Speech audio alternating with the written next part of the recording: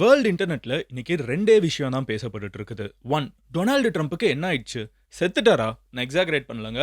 ட்விட்டர்ல போய் பாருங்க, நம்பர் ஒன் ட்ரெண்டிங்கே வந்து டொனால்டு ட்ரம்ப் செத்துட்டாராங்கிற ஒரு பர்டிகுலர் கேள்வி தான் எல்லா இடத்துலையும் வைரல் ஆகிட்டு இருக்குது. டொனால்டு ட்ரம்ப்புக்கு என்ன ஆச்சு? அவர் கையில் வந்து ஆல்ரெடி கொஞ்ச நாளாகவே ஒரு வீக்கம் இருந்துச்சு. அது ஒரு மாதிரி கன்னி போயிருந்துச்சு. அவருக்கு உடம்பு சரியில்லாமல் இருந்துச்சு. இதே நேரத்தில் நீங்கள் அமெரிக்காவில் இருக்கக்கூடிய ஒயிட் ஹவுஸ் பார்த்தீங்கன்னா ஹாஃப் ஹாய்ஸ்டில் வந்து ஃப்ளாக் பறந்துட்டு இருக்குது. டொனால்டு ட்ரம்ப்புக்கு என்ன ஆச்சு? உலகத்துக்கு இன்னும் சொல்ல போகிறாங்க கொஞ்ச நேரத்தில், ஆனால் இது யாருக்குமே தெரியல பாருங்க அப்படின்னு சொல்லிட்டு ஒரு பயங்கரமான ரூமர் வந்து வேர்ல்டு ஃபுல்லாக பரவிட்டு இருக்குது. எதனால இது நடந்துட்டு இருக்குது அப்படிங்கறத நம்ம பார்க்க போறோம். ரெண்டாவது விஷயம், டொனால்டு ட்ரம்ப் இறந்துட்டாரா அப்படின்னு கேட்டீங்கன்னா இல்ல, எனக்கு தெரிஞ்சது ரூமர் தான். இருந்தாலும் டொனால்டு ட்ரம்போட ஒரு முக்கியமான ஒரு வேலை இப்போ ஒரு ஆட்சிக்கு வந்ததுக்கு அப்புறம் என்ன பண்ணியிருக்காருன்னு பார்த்தீங்கன்னா, இந்தியா மேல 50% டாக்ஸ் போட்டது, பிரேசில் மேல 50% டாக்ஸ் போட்டது, இந்த மாதிரி உலகத்தில் இருக்கிற எல்லா கண்ட்ரியோடையும் பஞ்சாயத்து பண்ணார்ல. அவர் அப்படி பண்றதுக்கு அவருக்கு தகுதியே இல்லை அப்படின்னு சொல்லிட்டு அமெரிக்காவில் இருக்கிற ஒரு கோர்ட்டே சொல்லியிருக்குது. ஓகேவா? ஃபர்ஸ்ட் இது ஒரு ரூமர் தான், அவர் சாகல அப்படின்னு தான் நான் நினைக்கிறேன். இது வெளியே வந்து பார்த்தா தெரிஞ்சிடும் அவர் சாகல, இது ரூமர் தான் நினைக்கிறேன். பட் ரெண்டாவது, அவர் கொஞ்ச நாளுக்கு முன்னாடி போட்ட இந்த ஒரு ரூலிங் இருக்குல்ல, எல்லார் மேலேயும் டேக்ஸ், இந்தியா மேலே டேக்ஸ், நம்ம ரூபா வேலை விழுந்துட்டு இருக்குது, இதெல்லாம் நம்ம பேசியிருந்தோம்ல, அது அவர் பண்ணுறதுக்கு அவருக்கு அதிகாரமே கிடையாது. நாங்கள் இதை கேன்சல் பண்ணுறோம் அப்படிங்கிற ஒரு முக்கியமான அனௌன்ஸ்மெண்ட்டை யூஎஸில் இருக்கிற ஒரு கோர்ட் வந்து மேக் பண்ணியிருக்குது. அது என்ன அப்படிங்கிறத நான் உங்ககிட்ட டீட்டெயிலாக சொல்ல போகிறேன். பட் ஃபுல்லாக கேன்சல் ஆகலை, அதுக்கு டைம் கொடுத்துருக்காங்க. அக்டோபர் 15 வரைக்கும் டைம் கொடுத்துருக்காங்க. அதுக்குள்ளே ட்ரம்ப் நிறைய வேலையை பார்க்கலாம். அது என்னென்னங்கிறத நான் உங்ககிட்ட சொல்ல போகிறேன். மூணாவது விஷயம் என்ன அப்படின்னு பார்த்தீங்கன்னா, Indian prime minister Narendra Modi enters China after so many years. ஓகேவா? 5 வருஷமாக நம்ம பேச்சு வழக்கில் கூட சைனா கூட இல்லை. இப்போ இந்தியன் பிரைம் மினிஸ்டர் சைனாக்குள்ளே என்டர் ஆயிருக்காங்க. இங்கே ட்ரம்ப் இந்தியாவை அஃபெண்ட் பண்ண இந்தியா சைனா ரஷ்யாங்கிற டீம் பக்கம் போய்கிட்டே இருக்குது. என்ன நடந்துட்டு இருக்கு அப்படிங்கிறத உங்ககிட்ட நான் டீட்டெயிலாக சொல்ல ஆரம்பிக்கிறேன். முக்கியமான விஷயங்கள் நான் உண்மையிலே சொல்கிறேன். சினிமாவை விட எக்ஸைட்டிங்கான விஷயம் இன்னைக்கு ட்ரம்ப் இருக்கிற வரைக்கும் ஜியோ பொலிட்டிக்ஸ் தான். உண்மையிலே உலகத்தில் நடந்துட்டு இருக்கிற பஞ்சாயத்து தான். அந்த ட்ரம்ப்புக்கே இப்போ என்ன ஆச்சுங்கிறதுல ஆரம்பிச்சு, ட்ரம்ப் போட்ட சட்டம் ஏன் செல்லாதுன்னு அமெரிக்காவில் இருக்கிற கோர்ட்டே சொல்லுதுங்கிறதுல இருந்து, இவ்வளோ நாள் ஃப்ரெண்ட்ஸாக இருந்த இந்தியாவும் அமெரிக்காவும் கொஞ்சம் கொஞ்சமாக பிரிஞ்சு பிரிக்ஸ் அப்படிங்கிற ஒரு புது அமைப்பு ஃபார்ம் ஆகிறதுக்கு டெய்லி முக்கியமான விஷயங்கள் நடந்துட்டு இருக்குது. அதில் இன்னைக்கு இந்தியன் பிரைம் மினிஸ்டர் வந்து டைரெக்டாக சைனாவுக்குள்ளே போயிட்டாரு. இது என்ன நடந்துட்டு இருக்குங்கிற 3 விஷயத்தையும் உங்ககிட்ட டீட்டெயிலாக சொல்ல போகிறேன். பட் அதை பார்க்க ஆரம்பிக்கிறதுக்கு முன்னாடி இந்த மாதிரி வேர்ல்டு ஃபுல்லாக நடக்கக்கூடிய எல்லா விஷயத்தையும் நீங்கள் ரொம்ப சிம்பிளாக 10 நிமிஷத்தை தெரிஞ்சுக்கணும்னு நினைச்சீங்கன்னா சப்ஸ்கிரைப் பண்ணுங்க. அப்போ நான் next time again video post பண்றப்போ, நாளைக்கு நைட்டு போஸ்ட் பண்றப்போ அல்கோரிதம் உங்ககிட்ட கரெக்டாக கொண்டு வந்து சேர்க்கும். ஓகேவா? சப்ஸ்கிரைப் பண்ணி எம்ஜி ஸ்குவாட்ல சேர்ந்துட்டீங்கல்ல. இப்போ நான் உங்ககிட்ட எக்ஸ்பிளைன் பண்ண ஆரம்பிக்கிறேன். ஹலோ எவ்ரிவான், நான் Madan Gowri and hello my dear MG squad. First விஷயத்துலேருந்தே வர ஆரம்பிக்கிறேங்க. ட்ரம்ப் இறந்துட்டாரா அப்படிங்கிற ஒரு கேள்வி வந்து ஏன் ட்விட்டரில் இன்னைக்கு குளோபலாக நம்பர் 1ல ஓடிட்டு இருக்கு நம்ம பார்க்க ஆரம்பிச்சிடுவோம். ஃபர்ஸ்ட் விஷயம் என்ன அப்படின்னு பார்த்தீங்கன்னா, ட்ரம்ப்போட கையில் வந்து கொஞ்சம் நாளாவே வந்து லைட்டாக கண்ணி போயிருக்குங்க. இதுக்கு காரணம் என்னன்னு பார்த்தீங்கன்னா, ஒயிட் ஹவுஸ்ல இருந்து அஃபீஷியலாக சொல்லிட்டாங்க அவருக்கு உடம்பு சரியில்லை, அவருக்கு ஒரு நோய் இருக்குது அப்படின்னு சொல்லியிருக்காங்க. அது என்னன்னு பார்த்தீங்கன்னா, ஒரு பிரச்சனை இருக்குது. என்னன்னு பார்த்தீங்கன்னா, வயசாக வந்து நம்ம பிளட் வந்து வெயின்ஸ்ல தானே ஓடும். இந்த வெயின் வந்து பிளட்டை வந்து ஈக்குவலாக டிஸ்ட்ரிபியூட் பண்ணுற அளவுக்கு அதுக்கு கெப்பாசிட்டி இல்லாமல் போகும். Because of age. அவருக்கு வந்து 80 வயசுங்க, கிட்டத்தட்ட 80 வயசு. உலகத்திலேயே one of the oldest president வந்து டொனால்டு ட்ரம்ப். அமெரிக்கா வரலாற்றிலேயே ஓல்டஸ்ட் பிரசிடென்ட் டொனால்டு ட்ரம்ப். பார்க்கறதுக்கு ரொம்ப எனர்ஜியாக இருந்தாலும் வயசாயிடுச்சு. ஸோ அந்த வயோதிகத்தின் காரணத்தினால், ஓல்டேஜ் காரணத்தினால் அவருக்கு வந்து இந்த வெயின்ஸ் வந்து பிளட்டை வந்து பயங்கரமாக பம்ப் பண்ணுறது கிடையாது. ஸோ அங்கங்கே பிளட் வந்து தேங்குது. இது வந்து அந்த கையில் வந்து கண்ணி போகிற மாதிரி நம்ம பார்க்க முடியுதுன்னு ஒரு பிரச்சனை இவருக்கு ஆல்ரெடி இருந்திருக்குது. இது உடம்புல வந்து அவருக்கு பிளட் வந்து வெயின்ஸில் வந்து பிரச்சனை இருக்குங்கிறது இது ஒயிட் ஹவுஸ் அஃபீஷியலா ஆமா. ஏன்னா நிறைய மீட்டிங்ல வந்து பாத்தீங்கன்னா ஒரு கையில பாத்தீங்கன்னா இந்த இடம் கண்ணி போயிருக்கும். எதனால? ஒரு பிரசிடென்ட்க்கு ஏதாவது ஆக போகுதாங்கிறது வந்து ஒரு மிகப்பெரிய கொஸ்டின். அமெரிக்கன் பிரசிடென்ட்க்கு ஏதாவது ஆச்சுன்னா உலகம் ஃபுல்லா பாதிப்பு இருக்கும். ஏன்னா ஒரு உலகத்துல எல்லா கண்ட்ரியோடையும் பஞ்சாயத்து பண்ணிட்டு இருக்காரு. ஸோ எல்லாருக்கும் ஒரு கன்சர்ன் இருக்கப்போ ஒயிட் ஹவுஸ்ல இருந்தே சொன்னாங்க அவருக்கு உடம்பு சரி இல்லை அப்படிங்கிறத சொன்னாங்க. பட் அதை தாண்டி அவர் ரொம்ப எனர்ஜெட்டிக்கா இருக்காரு அப்படிங்கிறது எல்லாருக்கும் தெரியும். இருந்தாலும் இவரோட ஏஜ் சம்பந்தமாகவும் 80 வயசு இருக்கிறதுனால இவரோட வயசு சம்பந்தமாகவும் இவரோட உடம்போட ஹெல்த் கண்டிஷன் சம்பந்தமாகவும் நிறைய கேள்விகள் கேட்கப்பட்டு இருந்துச்சு. ஒரு 2 நாளுக்கு முன்னாடி அவங்களோட vice president, American vice president வந்து ஜேடி வான்ஸ், அவரோட வைஃப் கூட வந்து இந்தியன் வம்சாவளி தான். ஓகேவா? ஸோ அந்த ஜேடி வான்ஸ் அவர்கிட்ட வந்து ட்ரம்ப்புக்கு ஒருவேளை என்ன ஏதாவது ஆயிடுச்சுன்னா நீங்க பதவி ஏற்றுக்கிறதுக்கு ரெடியா இருக்கீங்களா அப்படின்னு கேட்டதுக்கு ஜேடி வான்ஸ் வந்து ஜென்ரலா இப்படி ஒரு கேள்வியை வந்து நம்ம பிரைம் மினிஸ்டரையோ சீஃப் மினிஸ்டரையோ பார்த்து கேட்டாங்கன்னா சுத்தி இருக்கிற மினிஸ்டர்ஸ்லாம் என்ன சொல்லுவாங்க? ஏங்க அப்பெல்லாம் பேசாதீங்க, அவர் எவ்வளவு மாசா இருக்காரு தெரியுமா அப்படிதானே பதில் சொல்லுவாங்க. ஆனா American vice president JD Vance என்ன பதில் சொல்லியிருக்காருன்னா, அப்படி எதுவும் நடந்துடக்கூடாது, ஒருவேளை அப்படி நடந்துருச்சு ஆயிடுச்சுன்னா, கடந்த ஒரு 10 மாசமா நான் வந்து வைஸ் பிரசிடென்ட்டா இருக்கேன். எனக்கு எல்லா ட்ரெய்னிங்கும் இருக்குது. அமெரிக்காவ வந்து உடனே ஒரு பதட்டத்தில விடாம என்னால வந்து டேக் ஓவர் பண்ணிக்க முடியும். அமெரிக்காவ வந்து என்னால நல்லா வழிநடத்த முடியும் அப்படிங்கிற ஒரு பதில வந்து ஜேடி வான்ஸ் வந்து ஒரு இன்டர்வியூல சொல்லியிருக்காரு. இதுதான் எல்லாத்துக்குமே வந்து ஒரு இந்த தீ இல்லாம புகையாதும்பாங்கல்ல. இந்த புகைய போட்டு விட்டது வந்து ஜேடி வான்ஸோட பதில் தான். நான் இப்பவுமே சொல்றேன். நீங்க பிரைம் மினிஸ்டர், பிரசிடென்ட் அளவுக்கு யோசிக்க வேணாம். வீட்ல யாராவது ஒருத்தங்க வயசானவங்க இருக்கிறப்ப யாராவது ஒருத்தங்க அவருக்கு ஒரு வேலைன்னா நம்ம என்ன சொல்லுவோம்? "ச்சீ அப்படி பேசாத" அப்படின்னு தானே சொல்லுவோம். யாராவது அவருக்கு அப்படி ஆயிடுச்சுன்னா, அடுத்து நான் என்ன பிளான் வச்சிருக்கேன்னு சொல்லுவோமா? அப்ப எப்படி அந்த மாதிரி ஒரு கான்வர்சேஷன் வரும்னா, உண்மையிலேயே அவருக்கு ரொம்ப உடம்பு பிரச்சனையா இருக்குது. அவர் இறந்து போறார். அந்த மாதிரி ஒரு நிலைமை இருந்துச்சுன்னா, இந்த மாதிரி கான்வர்சேஷன் வரும்ல. அப்ப இந்த ஒரு பதில வந்து ஜேடி வான்ஸ் குடுத்ததும், ட்ரம்ப் வந்து ஆல்ரெடி இந்த கையில உடம்பு சரியில்ல, அவருக்கு வந்து கொஞ்சம் வெயின்ஸ்ல பிரச்சனை இருக்குது அப்படின்னு சொன்னதும், எல்லாம் மிக்ஸ் ஆகி 3வதா நம்மளுக்கு எப்பவுமே வந்து மீம்ஸ் வந்து ஒரு ஜோன்ல சுத்திட்டு இருக்கும்ல. சிம்ப்சன் பிரெடிக்ஷன்ல வந்து ட்ரம்ப் இறந்துட்டாருன்னு ஒரு ஃபேக்கான சிம்ப்சன் பிரெடிக்ஷன் எடுத்து போட்டு விட்டாங்க. ஸோ, இப்போ சிம்ப்சன் பிரெடிக்ஷன்ல வந்து ட்ரம்ப் இறந்து போறாரு. ஜேடி வான்ஸ் வந்து அவர் பதவி ஏற்கிறதுக்கு ரெடியா இருக்கேன்னு சொல்லியிருக்காரு. அண்ட் இதுக்கு நடுவுல வந்து பார்த்தீங்கன்னா, அமெரிக்காவோட ஒயிட் ஹவுஸ்ல வந்து நேத்திக்கு ஃபிளாக வந்து ஹால்ஃப் ஹாய்ஸ்ட்ல வேற பறக்க விட்டுருக்காங்க. ஜெனரலா இப்போ எப்படி பண்ணுவாங்கன்னு பார்த்தீங்கன்னா, ஒரு பிரைம் மினிஸ்டர் இறந்துட்டாலோ, பிரசிடென்ட் இறந்துட்டாங்கனாலோ, இல்ல உலகத்துல வந்து ஒரு மிகப்பெரிய துர்சம்பவம் ஏற்படுத்துச்சுனாலோ, இந்த மாதிரி ஃபிளாக வந்து ஹால்ஃப் ஹாய்ஸ்ட்ல பறக்க வைப்பாங்க. நாங்க அவங்க கூட இருக்கோம். ஒரு ஆறுதலா இருக்கோம். ஒரு துக்கமான ஒரு விஷயம்ங்கிறத எஸ்டாப்ளிஷ் பண்றதுக்கு. இன்னைக்கு ஒயிட் ஹவுஸ்ல வந்து அவங்க ஃபிளாக் வந்து ஹால்ஃப் ஹாய்ஸ்ட்ல பறக்கிறத எல்லாரும் கனெக்ட் பண்ண ஆரம்பிச்சுட்டாங்க. பட் அதுக்கு காரணம் என்ன அப்படின்னு பார்த்தீங்கன்னா, ஒரு 2 டேஸ் முன்னாடி வந்து யுஎஸ்ல ஒரு கோர சம்பவம் ஏற்பட்டிருக்குது. 44வது முறையா வந்து இது நடக்குது. ஆனாலும் இது நடக்குது. அது என்னன்னு பார்த்தீங்கன்னா, ஒரு ஸ்கூலுக்குள்ள ஒரு பைத்தியக்காரன் வந்து துப்பாக்கிய கொண்டு போய் சுட்டுருக்கான். குழந்தைங்கள கொன்னு சாவடிச்சிருக்கான். ட்ரம்ப் வந்து இது ரொம்ப தப்பான ஒரு விஷயம். இத வந்து நாங்க கண்டெம் பண்றோம். நாங்க இறந்தவங்களோட கூட இருக்கோங்கிறதுக்காக ஒரு ரெஸ்பெக்ட்ஃபுல்லா வந்து ஃபிளாக் ஹால்ஃப் வாய்ஸ்ல பறந்தத வந்து அவரே காலிங்கிற ஒரு மீம்ல வந்து போட்டுவிட்டு, இதுதான் அறிகுறின்னு சொல்லிட்டு இன்டர்நெட் ஃபுல்லா போட்டு பரவிட்டு இருக்குது. எனக்கு என்ன தோணுதுன்னா, இதெல்லாம் பரவுச்சுன்னா எல்லாருமே ஒரு சோகமா இருக்கணும்ல. ஐய்யயோ! ட்ரம்ப்க்கு என்ன ஆச்சுன்னு. பட் எல்லாரும் குதூகலமா வெடி வெடிச்சு செலிப்ரேட் பண்ற மாதிரி, ட்ரம்ப் இறந்துட்டாருன்னா நான் $5 சொல்றேன். நான் $10 தரேன் இந்த லைக் பண்றவங்களுக்கு. அந்த மாதிரி பேசிட்டு இருக்காங்க. ஒரு மனுஷன் வாழ்றப்போ வந்து எப்படினாலும் வாழலாம். பட் இறந்ததுக்கு அப்புறம் எல்லாருமே வந்து ஒரு துக்கத்த அனுசரிக்கணும்னு எப்பவுமே அந்த மாதிரியே ஒரு வாழ்க்கையா இருக்கணும்னு சொல்லுவாங்க. பட் ட்ரம்ப்க்கு ஏதாவது ஆயிடுச்சுன்னா, இங்க எல்லாரும் செலிப்ரேட் பண்ற மாதிரி ஏன்னா இந்தியா மட்டும் இல்லங்க. உலகத்துல இருக்கிற எல்லா கண்ட்ரி மேலயும் டாக்ஸ், எல்லார் கூடயும் பஞ்சாயத்து. நாட்டுக்குள்ள இருக்கிறவங்களோட பஞ்சாயத்து, ரூல்ஸ மீறி செயல்படுறது, நான் டிக்டேட்டரா இல்லன்னு சோகமா சொல்றதுன்னு சொல்லிட்டு எல்லா வேலையும் பார்த்தது வந்து இதெல்லாம் நடந்துட்டு இருக்குது. அண்ட் ட்ரம்ப் உயிரோட தான் இருக்காரு. எனக்கு தெரிஞ்சு 99.9% ட்ரம்ப் உயிரோட தான் இருக்காரு. அவருக்கு இதெல்லாம் தெரிய வர்றப்போ, என்னடா நம்ம இறந்தா இப்படி தான் செலிப்ரேட் பண்ணுவாங்களா? ஏதோ ஒரு படத்துல பிரகாஷ் ராஜ் வந்து இறந்த பொணமா இருக்கிறது எந்திரிச்சு வருவார்ல. அந்த மாதிரி வந்து ட்ரம்ப் இதெல்லாம் பார்த்துட்டு இனிமே பெட்டரா கொஞ்சம் பிஹேவ் பண்ணா நல்லாருக்கும். எனிவே இதுதான் ஒரு விஷயம், முக்கியமான விஷயம். ட்ரம்போட மரணம் சம்பந்தமா இன்டர்நெட்ல சுத்திட்டு இருக்கிற ரூமருக்கு. 2வது விஷயம் என்ன அப்படின்னு பார்த்தீங்கன்னா, ட்ரம்போட டாரிஃப். அதாவது இந்தியா மேல இந்த 50% டாக்ஸ் போட்டது தான் இது எல்லாத்துக்கும் காரணம். இங்க இருக்கிற திருப்பூர்காரனுக்கு ட்ரம்ப் இறந்துட்டாருன்னு சொன்னா என்ன எவ்வளோ ஜாலியா இருப்பான். அப்பாடா! நம்மளோட வாழ்க்கைய காப்பாத்திக்கலாம். நம்ம மறுபடியும் ஃபேக்டரியில வேலை கிடைக்கும். அந்த அளவுக்கு யோசிப்பாங்கல்ல.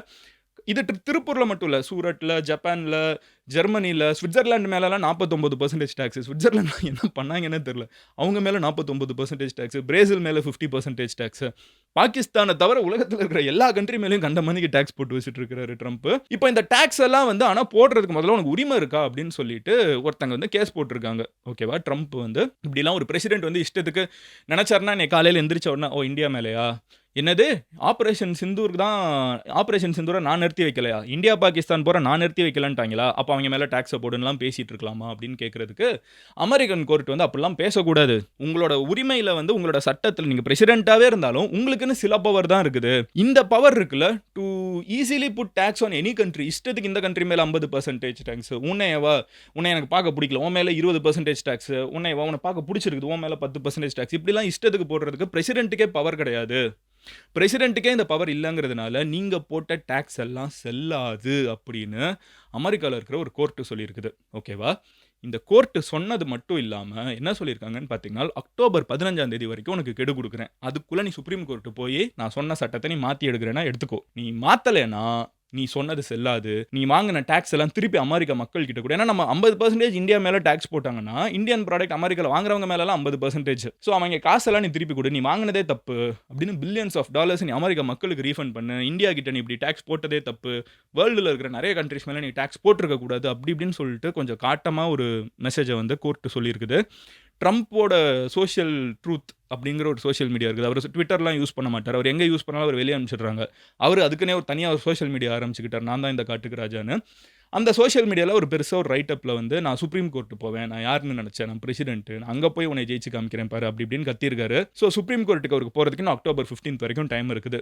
சுப்ரீம் கோர்ட்டும் அவர் பண்ணது தப்பு, அவருக்கு உரிமை இல்லை, அவங்களோட சட்டப்படி அமெரிக்காவில் ட்ரம்ப்புக்கு உரிமை கிடையாது, அதை மீறி தான் அவர் இதெல்லாம் பண்ணிட்டு இருக்காரு. இப்போ சுப்ரீம் கோர்ட்டும் அதை சொல்லிடுச்சுனால் இந்த டாக்ஸ் எல்லாம் பின்னாடி போயிடுங்க. இந்தியா மேலே டாக்ஸை ட்ரம்ப்னால போட முடியாதுன்னு அமெரிக்காவில் இருக்கிற கோர்ட்டில் இருக்கிற ஜட்ஜு வந்து நம்மளுக்காக டிக்ளேர் பண்ண வாய்ப்பு இருக்குது. ஏன்னா அது ட்ரம்ப்புக்கு பவர் இல்லை, இந்தியாவுக்கு ஃபேவர் பண்ணணும் இல்லை, ட்ரம்ப்புக்கே அந்த பவர் இல்லைங்கிறதுனால இது நடக்குமா நடக்காத நம்ம வெயிட் பண்ணி பார்க்கணும். இன்ஃபேக்ட் அவங்க 15ஆம் தேதி அக்டோபர் 15 இன்னையிலேருந்தே உனக்கு இந்தியாவுக்கு டாக்ஸ் போடக்கூடாதுன்னு சொல்லலாம். அக்டோபர் 15 வரைக்கும் அவங்க டைம் கொடுத்தது அதுக்குன்னா நீ சுப்ரீம் கோர்ட்டு போய் பேசிக்கோ, என்கிட்ட சட்டம் கேட்டேன்னா நீ செஞ்சது தப்புன்னு நான் சொல்லுவேன் தான் இங்கே இருக்கிற ஜட்ஜே சொல்லியிருக்காங்க. இது அடுத்து அமெரிக்காவில் இருக்கிற சுப்ரீம் கோர்ட்டுக்கு போய் சுப்ரீம் கோர்ட்டில் இருக்கிற ஜட்ஜு வந்து முக்கால்வாசி பேர் ட்ரம்ப்போட ஆளு தான். அவங்களும் ஆனால் வந்து நீ சட்டப்படி செஞ்சது தப்பு தானப்பா அப்படின்னு சொல்லிட்டாங்கன்னா இந்த டாக்ஸ் எல்லாமே வந்து ரிவர்ஸ் ஆகிடும். இந்தியாவில் வந்து மறுபடியும் வெடி எல்லாம் வெடிச்சு செலிப்ரேட் பண்ணி ஷேர் மார்க்கெட் எல்லாம் ஏற்றிடுவாங்க.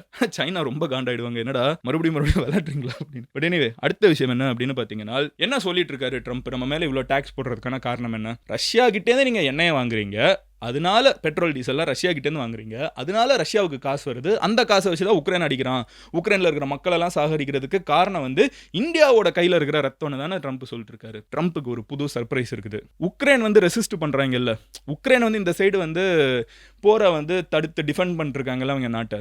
உக்ரைனுக்கு உலகத்திலேயே அதிகமாக டீசல் சப்ளை பண்ணிருக்கிறது இந்தியா. எப்படி அப்படியே மைக் ட்ராப் மாதிரி இருக்கா? 15% of Ukraine's diesel comes from India. நம்ம வந்து உக்ரைனோட ரெசிஸ்டன்ஸ்க்கு சப்போர்ட் பண்ணிட்டு இருக்கோம். இது ட்ரம்ப்புக்கு எப்படி கண்ணில் படாமல் போகுதுன்னு தெரியல. படும் வெளியே சொன்னால் வந்து டேக்ஸ் போட முடியாதுன்னு ஆள் வந்து காரணத்தை தப்பிச்சு ஓடிட்டு இருக்காரு.